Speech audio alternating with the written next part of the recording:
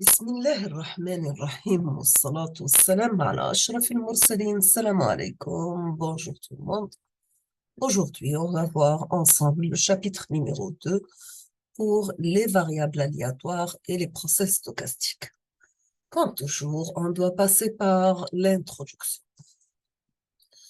Nous avons qu'un signal est dit aléatoire si ses valeurs ou ses réalisations dépendent du retard et s'il ne possède pas de réalisation analytique. Il est donc nécessaire d'observer ce signal pendant un certain temps pour extraire certains paramètres permettant de le caractériser de façon statistique ou bien probabiliste. Un signal est dit aléatoire si ses valeurs et réalisations dépendent de retard et ne possède pas de réalisation analytique. Donc, il est aléatoire. On ne peut pas savoir sa forme, comment peut être. Il est donc nécessaire d'observer ce signal pendant un certain temps pour extraire certains paramètres permettant de le caractériser de façon statistique ou bien probabiliste. Bien sûr, cette modélisation repose sur l'utilisation d'un ensemble de fonctions particulières qui dépendent du temps et qui nous permettent de définir un process aléatoire ou statistique. Donc, le process ou aléatoire ou la statistique هو عبارة عن ensemble de fonctions aléatoires. On va prendre un exemple. Voici un modèle de process stochastique si on va considérer un process pour une expérience aléatoire dont les résultats lambda appartiennent à un espace d'événements S.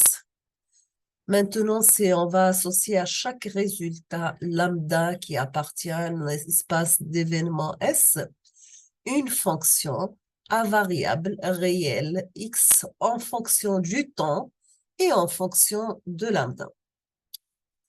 Bien sûr, on définit alors un process stochastique. C'est quoi le process stochastique? Il y a deux variables. Dans notre cas, nous avons la variable lambda qui sont les résultats qui appartiennent à un espace d'événements et la variable temps. Donc, nous avons les deux paramètres, le temps et le résultat lambda. Donc, vous voyez ici x1 de t, x2 jusqu'à xn en fonction du temps et en fonction de lambda 1, lambda 2, lambda 3 jusqu'à lambda n. Bien sûr, à un résultat lambda i, on associe une fonction unique xt lambda i connote grand X indice I de T. Bien sûr, c'est une fonction temporelle parce qu'on a la variable temps. Bien sûr, à un instant TG, on a grand X TG lambda اللي هي نقدروا نكتبوها من la forme grand X indice G et lambda. Maintenant, quelles sont les statistiques caractéristiques des process aléatoires? Nous avons que les process aléatoires peuvent être caractérisés comme les variables aléatoires en moyenne de fonctions particulières. Premièrement, on va voir la définition des moments et des moyennes. On définit sur un ensemble de réalisations x1 de t, x2 de t jusqu'à xn de t, la moyenne statistique. Bien sûr, en fixant un temps t et on écrit x de t1 bar, c'est la limite quand n tend vers plus l'infini, de la somme de x1 de t plus x2 de t jusqu'à xn de t, divisé par n. Ou bien est égal à la limite de x1 plus x2 jusqu'à xn divisé par n, bien sûr, quand n tend vers l'infini. Cette définition, elle est équivalente à celle du moment d'ordre 1.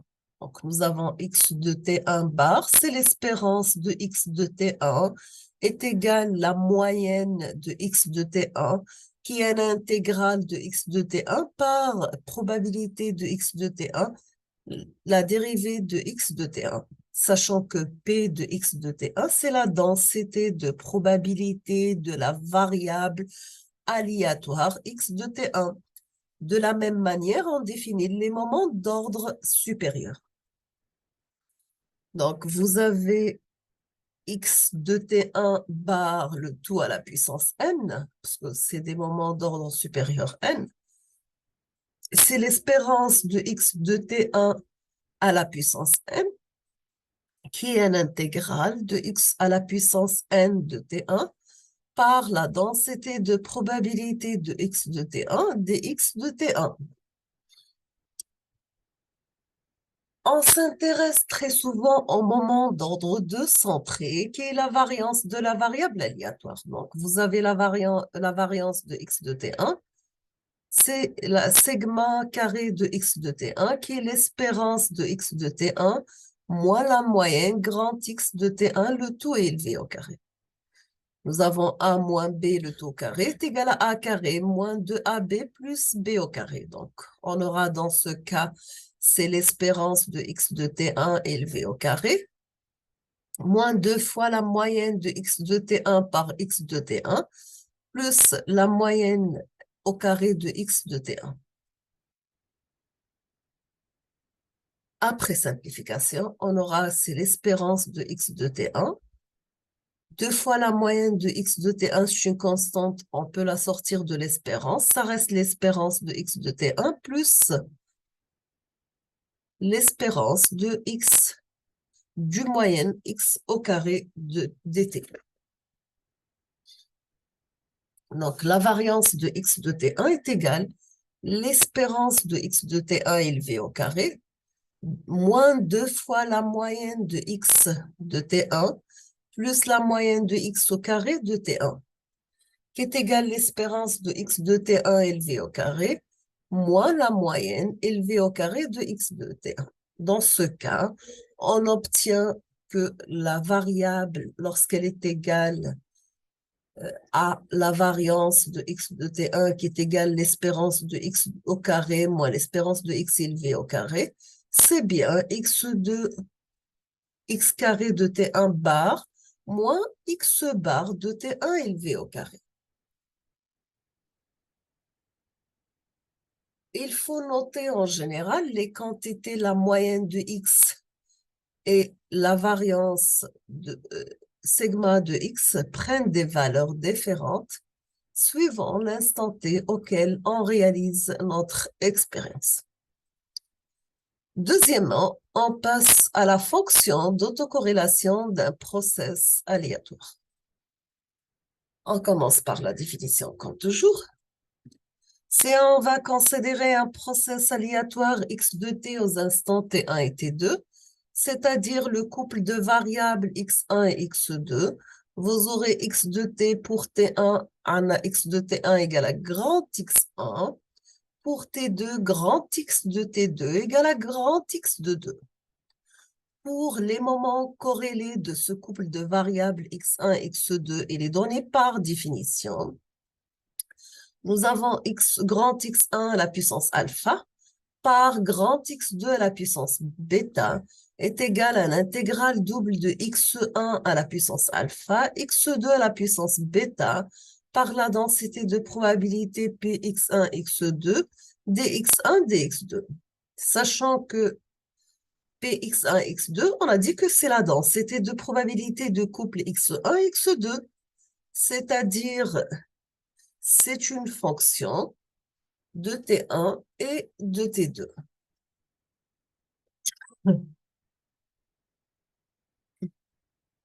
En particulier, on s'intéresse au moment croisé du second ordre qu'on écrit Cx de T1, T2, qui est égal à l'espérance de x du produit x1 par x2, donc est égal à x1 par x2 bar. Ou bien c'est l'intégrale double du produit x1, x2 par la densité de probabilité de couple x1, x2, la dérivée de x1 multipliée par la dérivée de x2. Bien sûr, si on va poser alpha égale à bêta égale à 1. Dans ce cas, on l'appellera fonction d'autocorrélation du process aléatoire X. Bien sûr, l'espérance du produit X1, X2 est égal à x de t1 par x1 de t2 plus x2 de t1 par x2 de t2 jusqu'à l'arrivée de xn t1 par xn de t2 divisé par n. Cette fonction caractérise le taux de dépendance entre les valeurs, passe par un même process aléatoire, fait les instants t1 et t2. En effet, supposons que nous mesurons la ressemblance entre x de t1 et x de t2, on va prendre la valeur quadratique moyenne de la différence. Donc, vous aurez psi qui est égal x de t1 moins x de t2. Donc, l'espérance de psi au carré, c'est l'espérance de x de t1 moins x de 2 élevé au carré. C'est un intégral double de x1 moins x2 élevé au carré par la densité de probabilité de couple x1 et x2, la dérivée de x1 multipliée par la dérivée de x2. Dans ce cas, nous avons x1 moins x2 élevé au carré. Ça sera x1 au carré moins 2 fois x1, x2 plus x2 élevé au carré par la densité de probabilité de x1, x2, la dérivée de x1, x2. On peut décomposer notre intégrale.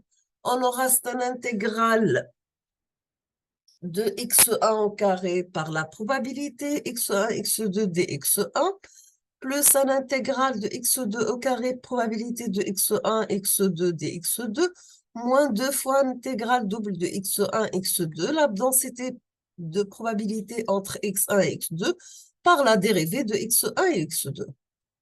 L'intégrale de x1 au carré par la densité de probabilité de x1 est égale sigma 1 au carré. Deuxième intégrale est égale sigma 2 de x2 au carré. 2 fois l'intégrale double de x1, x2 par la probabilité, c'est 2 fois la corrélation entre T1 et T2. Le sigma au carré de x1 plus sigma x2 de x2 au carré est supérieur à 0, donc c'est la somme de carrés. Maintenant, si la corrélation entre T1 et T2 augmente, on n'aura que l'espérance de epsilon au carré diminue. Si la corrélation T1, T2 diminue, on aura l'espérance de epsilon au carré augmente. Donc, plus l'espérance de l'epsilon au carré augmente et moins les variables se ressemblent.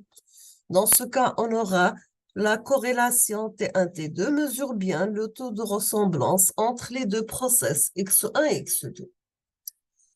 Plus généralement, pour un process complexe, nous avons la corrélation entre T1 et T2 est égale l'espérance de X1 par le conjugué de X2. Maintenant, si on va poser taux égal à T1 moins T2, bien sûr, on va vérifier ça à travers un exemple. Soit le process aléatoire x de t qui est égal à y de t par cosinus oméga t plus z de t multiplié par sinus oméga t. Sachant que y et z sont deux variables aléatoires indépendantes. Dans ce cas, lorsque ce sont des variables aléatoires indépendantes, vous aurez que l'espérance de y est égale à l'espérance de z égale à 0 et l'espérance de y au carré est égale à l'espérance de z au carré. On vous demande de calculer la moyenne et le moment d'ordre 2 de la variable aléatoire x, sachant que oméga, c'est une constante. On va commencer par le calcul de la moyenne. Nous avons pour l'espérance de x de t, c'est l'espérance de y de t multipliée par cosinus oméga t plus z de t par sinus oméga t. On peut décomposer la somme en deux, donc on aura c'est l'espérance de y de t par cosinus oméga t plus l'espérance de z de t par sinus oméga t.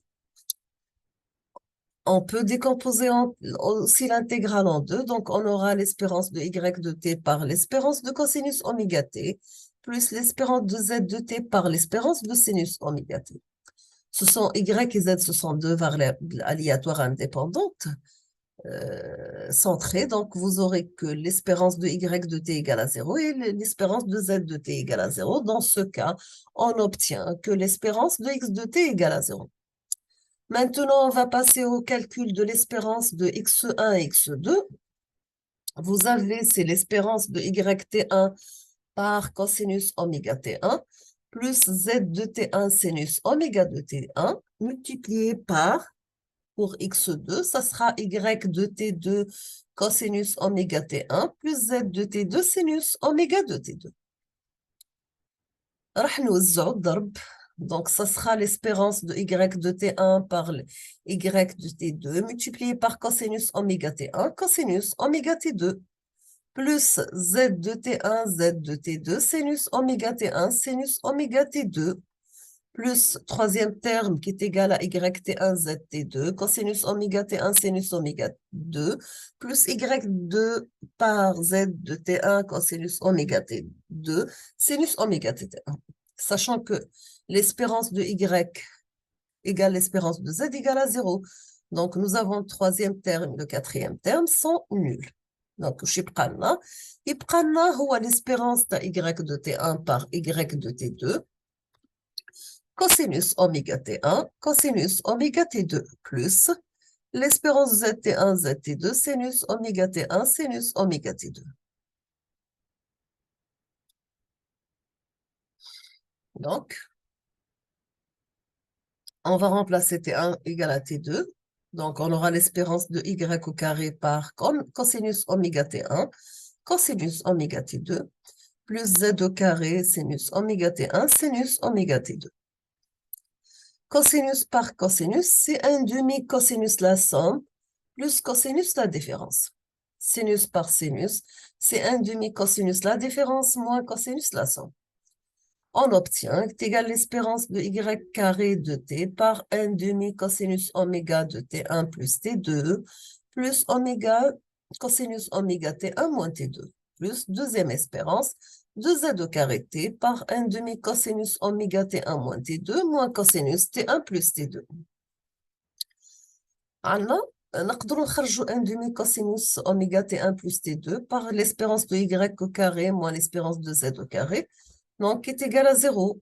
Donc, يبقى لنا un demi de cosinus la différence oméga t1 moins t2 par l'espérance de y au carré plus l'espérance de z au carré. Dans ce cas, on obtient que l'espérance entre x1 et x2 est égale tout simplement 1 demi de cosinus oméga de t1 moins t2 par l'espérance de y au carré plus l'espérance de z au carré. Dans ce cas, on obtient que l'espérance de E de y carré cosinus oméga t1 moins t2 est égale l'espérance de z au carré cosinus oméga, la différence entre t1 et t2. Nous avons que l'espérance de x1 du produit x1 et x2 est égale à la corrélation entre t1 et t2. Donc, est égale l'espérance de y au carré par cosinus oméga t1 et t2. Si on va poser t1 moins t2 égale à taux, dans ce cas, on aura la corrélation x de taux est égale l'espérance de y au carré par cosinus oméga taux. On peut conclure que la fonction d'autocorrélation est définie comme suit. Donc, la fonction d'autocorrélation, c'est l'espérance de x de t par le x conjugué de t moins taux. D'accord? On va s'arrêter ici. Et la prochaine vidéo, on va l'intercorrélation, la densité spectrale de puissance moyenne, etc. Je vous remercie infiniment pour votre attention. N'hésitez pas si vous avez des questions et à la prochaine vidéo, Inch'Allah. Merci beaucoup.